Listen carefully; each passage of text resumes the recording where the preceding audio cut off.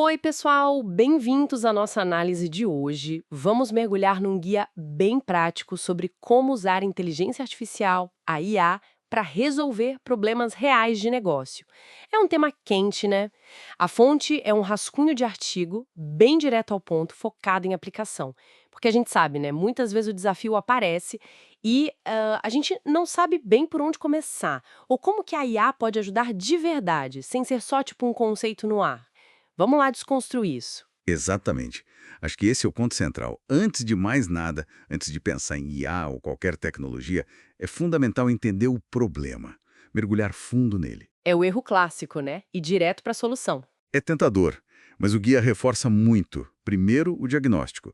Se não é como tentar curar sem saber a doença. Perda de tempo e recurso. E o guia define problema de um jeito simples, né? Um obstáculo para alcançar um objetivo. Mas o pulo do gato que eu achei interessante é não confundir o problema real com um sintoma. Isso. Tipo, a febre não é a doença, é um sinal. A gente tem que investigar a causa raiz. E cuidado com os nossos vieses, né? Aquela tendência de achar que já sabe a resposta. Total. E como investigar isso direito? Fazendo perguntas. O guia sugere ser quase um detetive. Onde acontece, quando, quem afeta, o que já tentaram e, muito importante, desafiar as próprias ideias, as suposições que a gente tem. Entendi. Questionar tudo. Isso. Para depois sim formalizar, escrever uma declaração clara do problema, impacto, causas prováveis, riscos. Isso alinha todo mundo, sabe? Deixa a equipe na mesma página. E falando em olhar diferente para o problema, tem aquela técnica, o reframing. Eu achei genial. Ah, o reframing é ótimo. O exemplo do elevador do lento, em vez de pensar como acelerar o elevador, que seria caro, pensaram, e se o problema for a percepção da espera? Exato. E aí a solução foi outra. Colocar espelhos, música, coisas mais simples, mais baratas, que mudaram a experiência da espera. Às vezes, reenquadrar o problema abre um leque de soluções inesperadas. Muda completamente o jogo. E isso conecta direto com outro ponto crucial do guia: medir para melhorar. Se você não mede, você está voando cego. Verdade. Se não dá para medir, não dá para gerenciar, né? Exatamente. Precisa definir métricas, os KPIs, os indicadores-chave de performance. Mas não qualquer indicador. Assim, evitar as métricas de vaidade, aquelas números que parecem bons, mas não significam nada para o negócio de verdade. Perfeito. Poucos e bons KPIs, que mostrem se você está realmente resolvendo o problema que definiu e reenquadrou lá atrás. E aí sim, com tudo isso bem amarrado. A gente pode começar a pensar onde a IA entra nessa história. Isso. E a primeira coisa é, a IA não é mágica, é ferramenta.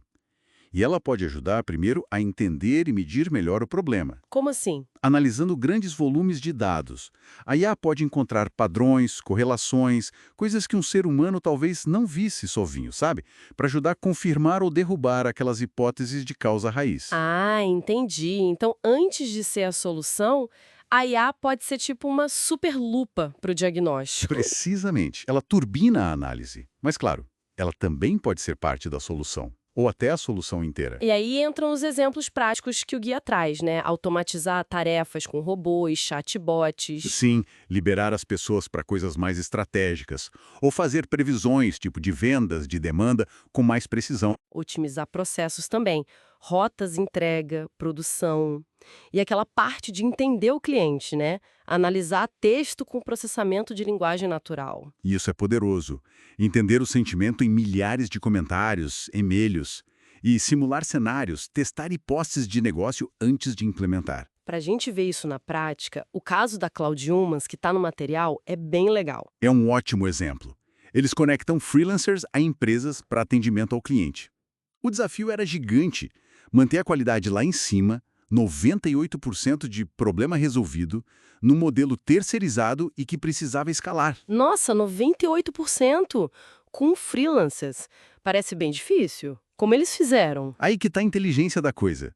Eles uniram IA e análise humana. Como funcionava? Eles criaram um modelo de IA que lia os dados históricos e previa quais tickets de atendimento tinham mais chance de dar problema, de ter um erro. Interessante. Uma previsão de risco. Exato.